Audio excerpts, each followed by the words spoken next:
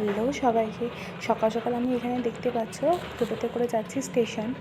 আসলে আজকে আমি বারাসাতে ফিরে যাচ্ছি, তাই বাপি আমাকে টোটোতে তুলে দিয়ে চলে গেছিলো সাইকেল নিয়ে। বাবার সাইকেল রেখে তারপর ওখানে আমাকে ট্রেনে তুলে দিতেছে। এখানে দেখো স্টেশনে চলে এসেছি, আর রেলের টাইম হচ্ছে 6:24।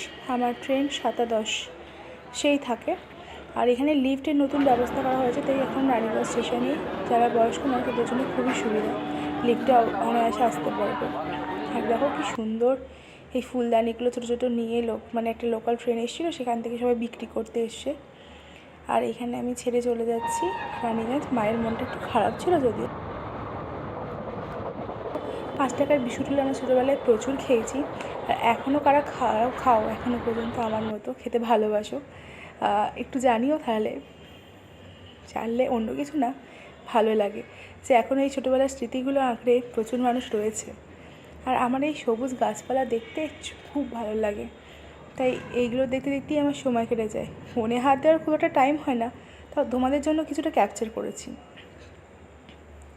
আর এই যে মাঠগুলোতে যখন ফসল হয়ে থাকে, যেন মনে হয় পুরো সবুজ চাদর, মানে কিছু বলার থাকে না, এত ভালো লাগে দেখো, তাই না? চোখটা জুড়িয়ে গেল। তারপরে আমি বারাসাতে মাছ দিয়েছিলাম। এখানে ব্যারাকপুর নেমেছি, আমি ব্যারাকপুর থেকে অটোতে যাই। আর এই কাকুটা এখানে এই ছোটো ছোটো ফুল গাছগুলো বিক্রি করছিলো, আমি 4টা নিয়েছি।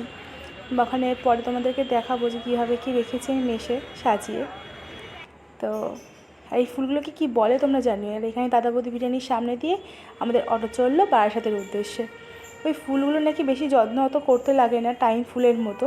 তোমরা কে জানো এই ফুলগুলোর ব্যাপারে আমাকে জানিও কিন্তু, তাহলে আমার বুঝতে সুবিধা হবে কিছুটা। আর আমি ওখানে গিয়ে মা দুপুরবেলার জন্য আমাকে পরোটা আর আলু ভাজা বানিয়ে দিয়েছিলো, সেই খেয়েছিলাম। আর সন্ধ্যেবেলা বেরিয়েছিলাম একটু বড় মার মন্দিরে পুজো দিয়ে। আমি প্রত্যেক শনিবার আর মঙ্গলবার যাই একবার বড় মার মন্দিরে। দেন তারপরে আমি এইখানে এই বাস স্ট্যান্ডের তিতুমির বাস স্ট্যান্ডটা রয়েছে বারাসাত, ওখানে এই কাকু ফুচকা নিয়ে বসে, তাই একটুখানি ফুচকা খাচ্ছিলাম। আজকে নিরামিষ তো আজকে, তাই এখানে তো ফুচকায় পেঁয়াজ থাকে না।